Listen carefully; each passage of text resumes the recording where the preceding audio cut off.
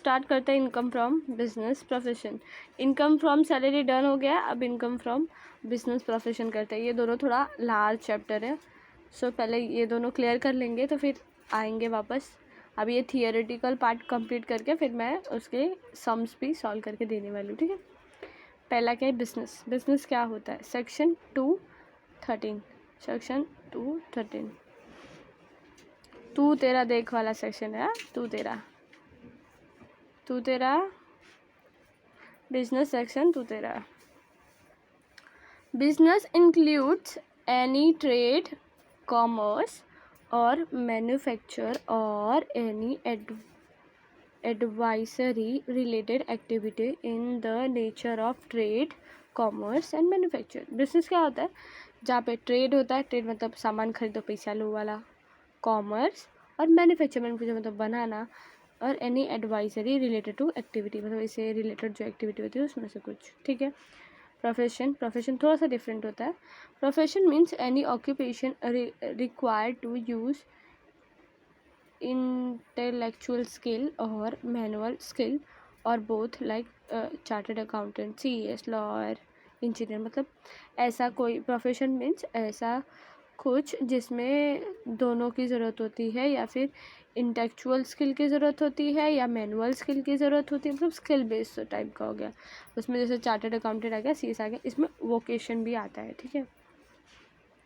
There are 2 method to calculate income from business and profession. 2 method होता है income from business and profession को calculate करने का। एक होता है डायरेक्ट मेथड, उसमें क्या आएगा, बिजनेस का जितना भी इनकम हुआ है ऐड करो, लेस कर दो, उससे एक्सपेंस आ जाएगा income from business and profession, ठीक है। इनडायरेक्ट मेथड क्या है, ये ज़्यादा करके हम लोग इनडायरेक्ट मेथड ही फॉलो करेंगे। ये डायरेक्ट मेथड बहुत कम आता है या ना के बराबर ही आता है, पेपर के पॉइंट ऑफ व्यू से ये ज़्यादा ज़रूरी है, ठीक है। इनडायरेक्ट मेथड क्या है, उसमें आएगा net profit as per profit and loss account. हाँ, प्रॉफिट एंड लॉस अकाउंट हम लोग को दिया रहेगा और हम लोग को ये बनाना रहेगा। पहले disallow, unrecorded, unrecorded, expense, income, expense, income, expense, plus minus, ठीक है। ऐसे याद रखोगे तो याद रह जाएगा। पहले क्या करना है, जितने भी एक्सपेंस है, डिसअलाउ एक्सपेंसेस है, वो सबको ऐड करेंगे, फिर उसमें से लेस करेंगे डिसअलाउ इनकम, फिर ऐड करेंगे अनरिकॉर्डेड इनकम, फिर उसमें से लेस करेंगे एक्सपेंसेस। तो हम लोग को क्या मिल जाएगा, income from business and profession. Income from business and profession की पॉइंट्स क्या है, जो बिजनेस रहेगा must be carrying on by assessee, मतलब असेसी के द्वारा असेसी चालू करना चाहिए। Must be carrying on during the previous year, मतलब पिछले साल से। इनकम टैक्स अगर भर रहे, पैसा भर रहे, पैसा आ रहा है तो पूरे साल का टर्नओवर कैलकुलेट करते हैं ना, सो मतलब 1 साल पहले से वो चालू रहना चाहिए वो business. Only profit of the previous year are to be taxed, मतलब जो प्रॉफिट होगा प्रीवियस ईयर में वही टैक्सेबल होगा। इनकम इंक्लूडेड निगेटिव इनकम, उसको क्या बोलते हैं, लॉस। जो इनकम में निगेटिव इनकम होता है वो क्या होता है, लॉस होता है, तो तुम सब बहुत अच्छे जानते हो। Relevance of method of accounting, cash और mercantile method. A person cannot be do business with one self, hence the notional profit is not taxable if a proprietor withdraws a goods cost of ₹5,000। ये example है, अगर कोई proprietor है, उसने 5,000 का good for is personal use agree to value 60, मतलब 50,000 का good है, 60,000 में खरीदने को तैयार हुआ, देन द प्रॉफिट ऑफ 1,000, तो 10,000 का प्रॉफिट हुआ, शेल नॉट बी टैक्सेबल। तो ये जो इधर पे प्रॉफिट हुआ वह टैक्सेबल नहीं होगा। ये नोशनल वाला टॉपिक है, ठीक है।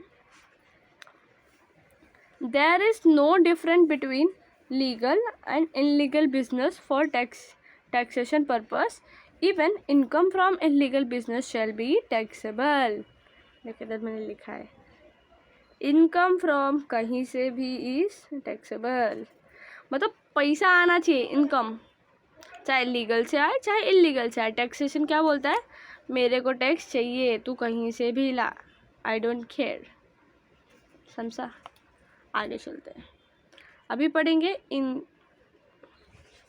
पहले पढ़ लेते हैं कि कौन सा डिसअलाउ है देन अलाउ, ठीक है, यही मेन है। इसी डिसअलाउ पार्ट तो भी थोड़ा स्मॉल है बट अलाउ पार्ट थोड़ा ज़्यादा है, तो पहले डिसअलाउ कर लेते हैं देन अलाउ करेंगे।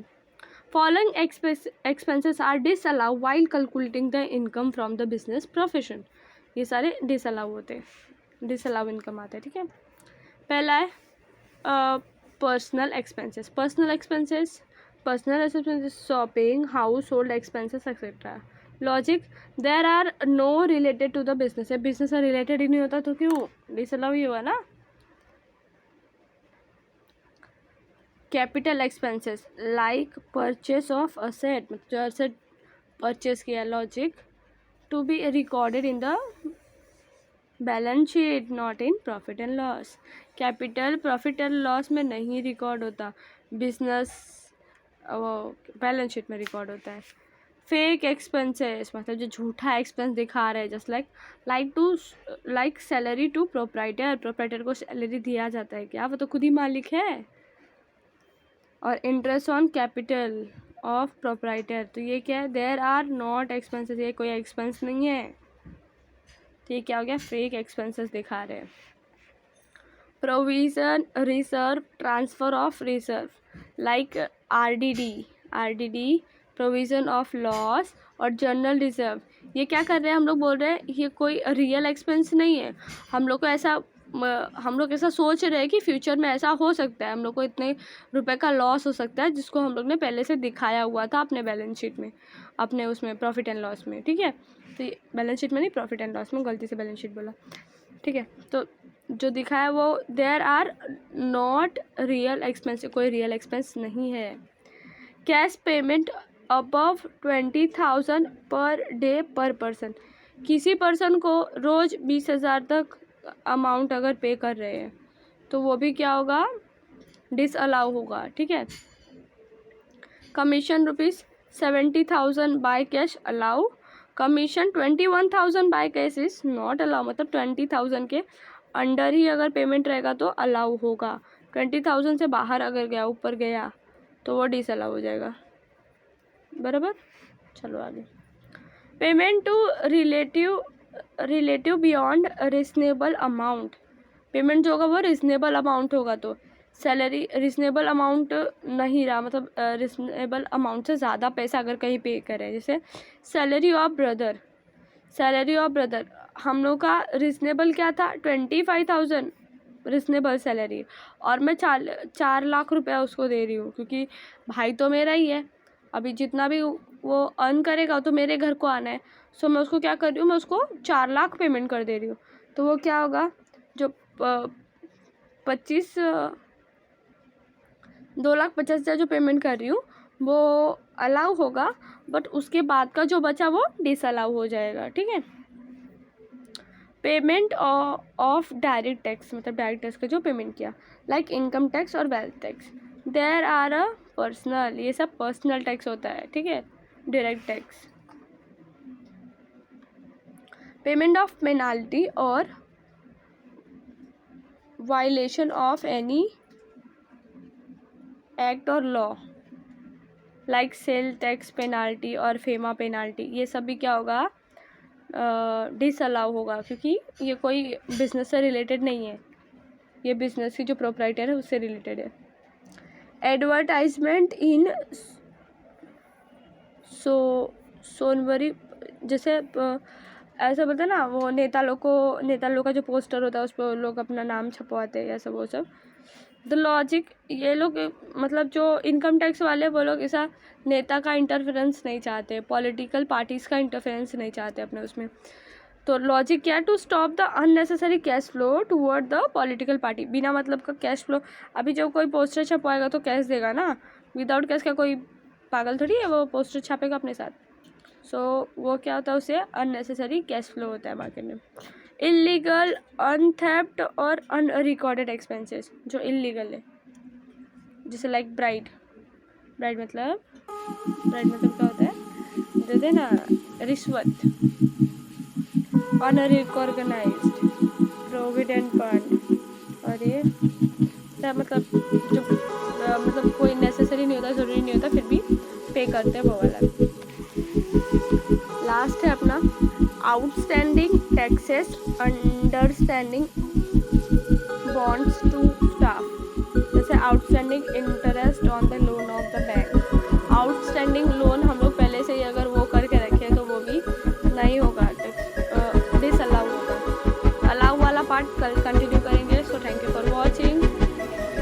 मैं फोटो अपलोड कर दूँगी, आप देख सकते हो, ठीक है। बाय। और कुछ भी नहीं समझा हो तो कमेंट कर सकते हैं, ठीक है।